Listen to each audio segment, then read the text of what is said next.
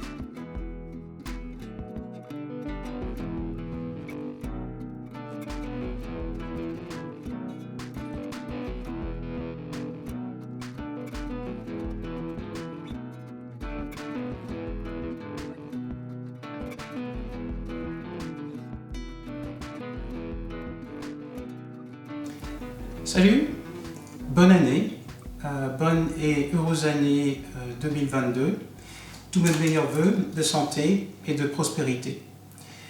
Voici donc cette première vidéo que j'aurais dû poster il y a très longtemps, sur une chaîne que j'aurais dû commencer il y a également très longtemps. Vidéo où je vais un peu présenter donc ce projet de vie en nomade, sur la route, un projet qui a commencé en fait il y a tout juste 9 mois, quand j'ai quitté le Japon où je vivais auparavant. J'ai vécu au Japon pendant 20 ans, à plusieurs endroits différents, autour de Tokyo, autour de Niigata, autour de Osaka. Et quand le blip de 2020 a touché le monde, les affaires sont devenues difficile, à un point où il a fallu que je prenne la décision d'arrêter de travailler. J'ai liquidé l'école que je possédais et j'ai décidé donc de partir et de revenir dans un premier temps en Europe. Et puis très vite j'ai compris que je voulais bouger. Je voulais voyager, je voulais découvrir d'autres horizons. Ayant vécu 20 ans dans un pays qui n'était pas le mien, j'ai découvert des choses qui m'ont marqué. Et donc j'embrasse en fait cette vision du monde où on peut apprendre de son voisin, quel qu'il soit, où qu'il soit, et quoi qu'il pense. Donc voilà, donc cette vidéo, première vidéo sur ma vie de nomade. Donc je le disais, je suis arrivé ici il y a 9 mois. Ici c'est où? Ici c'est Kiev, Kiev en Ukraine. Kiev est donc la capitale de ce pays. Tout est différent. Tout est différent, rien n'est pareil, les gens sont différents. Il y a plein d'Ukrainiens ici. J'avais rencontré une Ukrainienne au Japon et pour être honnête, je ne connais rien de ce pays, je ne connais rien. Je suis venu parce que c'était un des pays les plus accessibles en fait, quand on vient du Japon et qu'on doit passer une série de tests et d'examens pour voyager, avant de voyager. Donc l'Ukraine à l'époque était le pays, pour moi, le plus facile d'accès. Donc je suis arrivé dans la nuit du 3 avril 2020. Je dis des bêtises.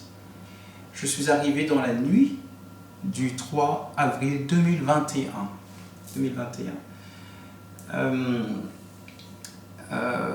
Première nuit passée dans un hôtel réservé donc sur le pouce à l'aéroport dans le centre de Kiev. Et à partir de là, j'ai dans les premiers mois cherché un appartement et que j'ai trouvé. C'est une histoire que je raconterai peut-être plus tard. Et donc, la vie ici, elle est comment? La vie, elle est bien. Elle est bien. Je travaille en ligne. Je suis professeur de français et d'anglais en ligne. Ça me permet de financer le projet que j'ai, qui est de voyager. Donc, le but n'est pas de rester ici en Ukraine, mais de voyager. Donc, j'ai plusieurs destinations en tête. Quand les effets du blip se sont fait sentir début 2020, j'ai pris le temps de réfléchir à ce que je voulais faire. La situation s'est dégradée. Pendant un an, j'ai essayé de voir si je pouvais continuer à travailler avec les différentes restrictions, les différentes règles qui s'ajoutaient les unes sur les autres. Mais à la fin de l'année 2020, il paraissait évident pour moi que c'était pas soutenable. Donc fin 2020, j'ai pris la décision de partir. J'ai mis mes affaires en ordre et j'ai liquidé donc cette école 2021. Et en 3 mois, entre la décision prise il y a quasiment un an et la mise en route en fait du déménagement, il s'est passé, ça a été très rapide, en 3 mois tout était fait. Donc je suis arrivé à cette conclusion que je ne pouvais pas continuer à vivre décemment au Japon. Donc j'ai pris la décision de déménager, j'ai embauché des déménageurs qui ont pris soin d'envoyer ce que je ne pouvais pas liquider. Donc c'est ce qui constitue aujourd'hui le décor et l'ameublement de cette pièce. C'est l'essentiel de ce que j'ai conservé. Des meubles que j'ai achetés au Japon et avec lesquels j'ai vécu au Japon. Et surtout mon outil de travail, les livres, puisque je suis professeur de français et professeur d'anglais, mon outil de travail qui est avec moi. Alors je vais essayer de réduire cet outil de travail pour pouvoir le rendre plus mobile et l'emmener avec moi là où je voyagerai. Donc je suis arrivé, comme je disais, au mois d'avril 2021 et ça a été... je ne parle pas de choc parce qu'en fait j'ai suffisamment voyagé pour comprendre maintenant qu'en fait tous les pays sont différents et que ne m'attendant à rien de particulier, je n'ai pas été choqué d'une manière ou d'une autre. Les choses sont différentes évidemment. Mais l'Ukraine étant un pays d'Europe, j'ai très vite compris que c'était pas le Japon en fait. C'est pas le Japon, l'organisation n'est pas la même, l'interaction entre les gens n'est pas la même. C'est différent. J'ai cherché un appartement. La première chose en fait quand on arrive dans un pays comme ça, c'est de trouver un appartement sur le long terme. Donc ça a été la première démarche que j'ai faite parallèlement aux documents, papier d'identité. Donc ça a été 2 choses que j'ai fait en parallèle pendant quasiment 3 mois. Le plus rapide, ça a été les papiers. Les papiers, quand on a un avocat, c'est très rapide. En 3 semaines, c'était plié. Donc ça, c'est quelque chose qui m'a soulagé mentalement de savoir que je pouvais rester ici en Ukraine plus de 3 mois. Mais ce qui a été le plus compliqué, c'était de trouver un appartement où je me sente bien, où je puisse m'épanouir, parce que c'est important de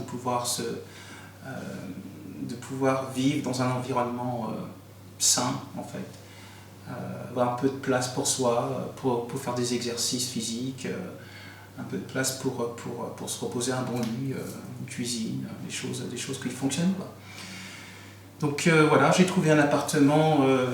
Alors je suis pas vraiment dans le centre parce que bon, je voulais pas être dans le centre pour pas être tenté de sortir tous les soirs. Donc je suis un peu à l'extérieur de Kiev, quasiment à la limite de la ville. Et ma foi, c'est calme ici. C'est un quartier, je suis dans un quartier plutôt résidentiel, où de jeunes familles se sont installées. Je suis incapable de me souvenir du nom de la ville et du nom du quartier. Mais voilà.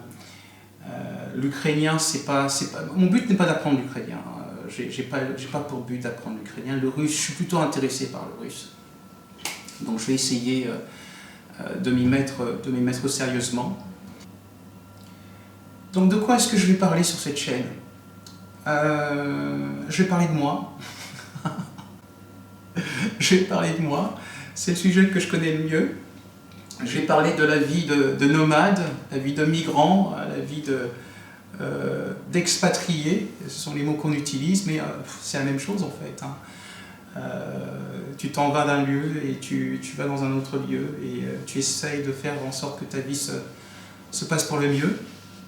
Donc la vie de migrant, d'expat, de nomade, passer l'âge de 50 ans, on va parler d'argent, on va parler de relations humaines, on va parler de santé, on va parler de voyage.